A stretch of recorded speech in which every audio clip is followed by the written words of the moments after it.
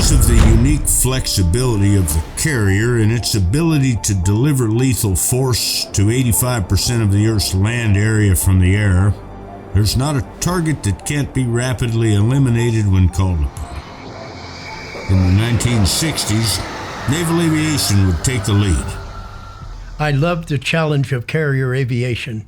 This one mission, going to be 6 A4s going against this surface-to-air missile site there. There was one other F-8 and I. We were both flak suppressors. We got there. The groups of 3 split off. The ones from north to south dropped their bombs. They had good, accurate hits. Guys from south to north then dropping their bombs, and the place lit up. Anti-aircraft fire, really heavy. I called my lead, Cactus Jack, and I said, Cactus, there's an 85 there. I'm going to take it. He said, okay. So I went up and I started my run down. I got the nose down, got a really good aim point going, had the speed I wanted, and all of a sudden I just felt this kind of a bump, bump. After the bump, the whole airframe was shaking, so I knew I'd been hit. Oh, I went ahead and fired what I had left at the 85. Then I pulled up and headed back toward the east, and that's the direction of the coast. And I said to Cactus, I said, I've been hit back here. He said, how serious is it? I said, I have no idea, but I think it's serious. So he said, I'll come take a look. So he did a big U-turn, came around. He said, shit, you're on fire. You better get out of that damn thing. I said, well, it's running okay right now.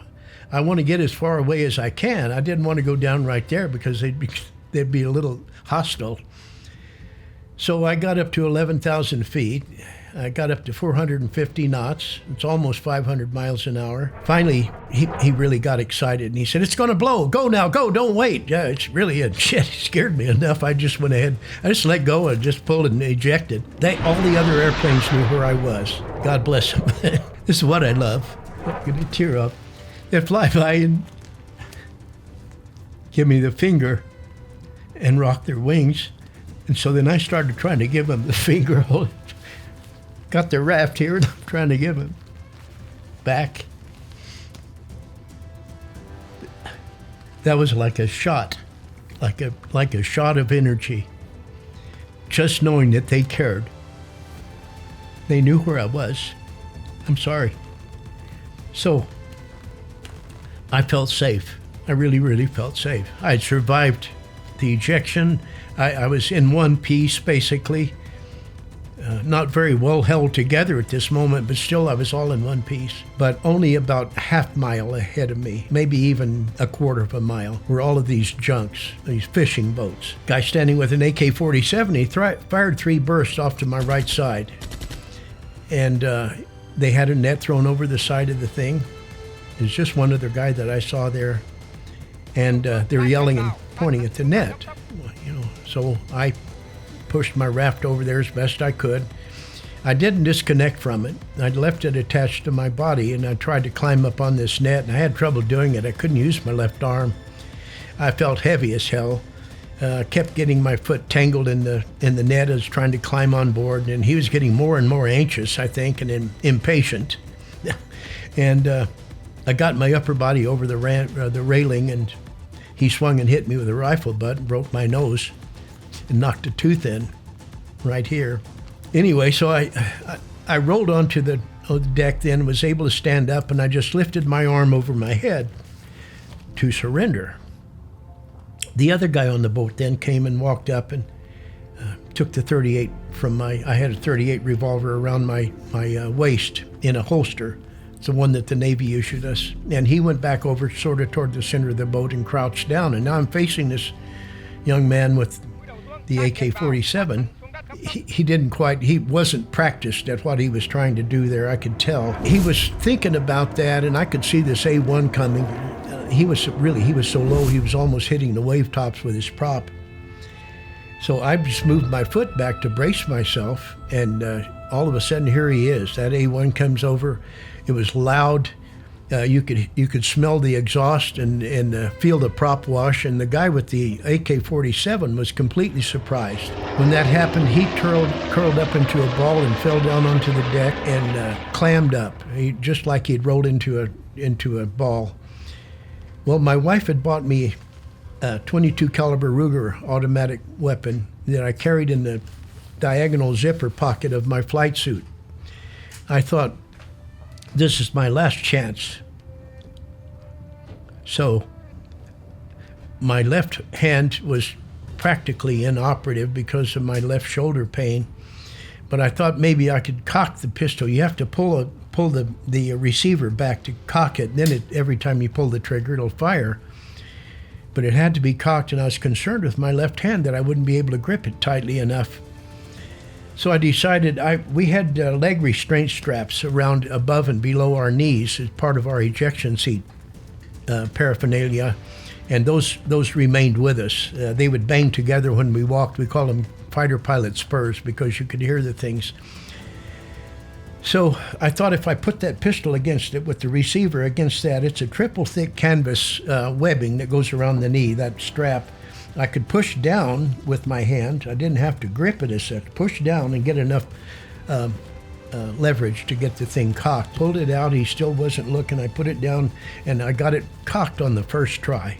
I guess my motion caught his attention because he looked up at me holding a pistol in my hand, and he had just seen the guy take a pistol from me. He turned and looked at his buddy like, where did that come from? He knew he had taken a pistol from me, and here I'm standing holding one. And then I guess he decided it didn't matter how I got it, but the fact that I did have, he started to turn the AK-47 toward me, and I shot him. I was at very close range. No more than 6-8 feet away. Not even that much, maybe 6 feet. So I couldn't miss. I hit him just above his right eye.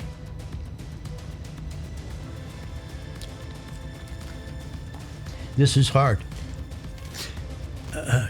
His head rocked back. I hit him just below his right eye. Then his head rocked back forward again, and I shot him one more time right in the top of the head. And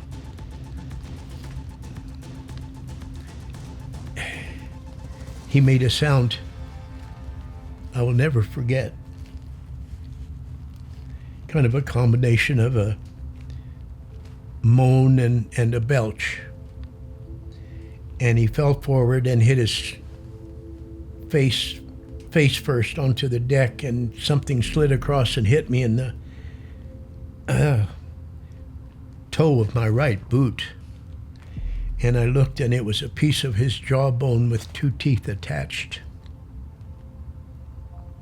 This was a young man about my age. I was 25. And I was thinking, under other circumstances, he and I could have very easily have been sitting by a table at a sidewalk looking at pretty girls walking by and drinking beer. He didn't want to be there, I'm sure, any more than I did. And I actually said, I'm sorry. And I meant it. So the other guy who had taken the .38 revolver saw me shoot his buddy. He raised the .38 and pointed it at me and pulled the trigger, and this is one of the miracles of my life. About 6 weeks before this, a guy in our sister squadron was showing everybody how quickly he could draw a pistol, and he accidentally fired off a round in the ready room.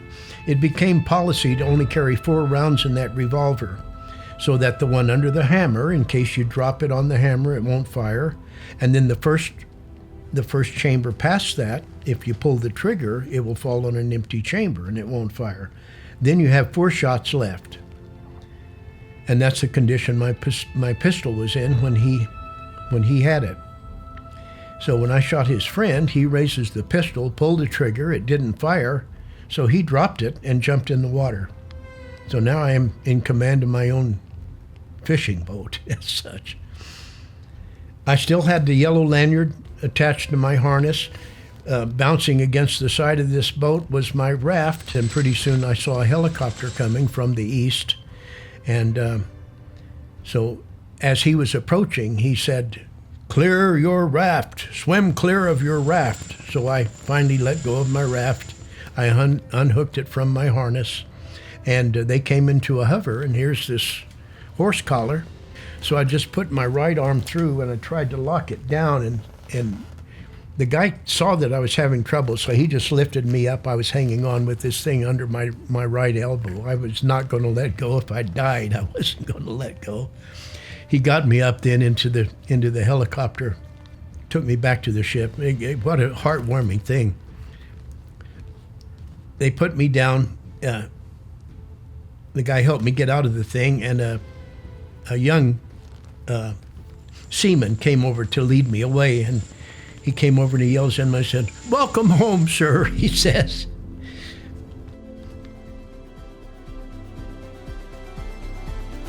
Please like and share if you find the video content interesting. Don't forget to subscribe to the channel and comment below so as not to miss new upcoming videos. And see the entire film, now streaming on Amazon and Tubi TV.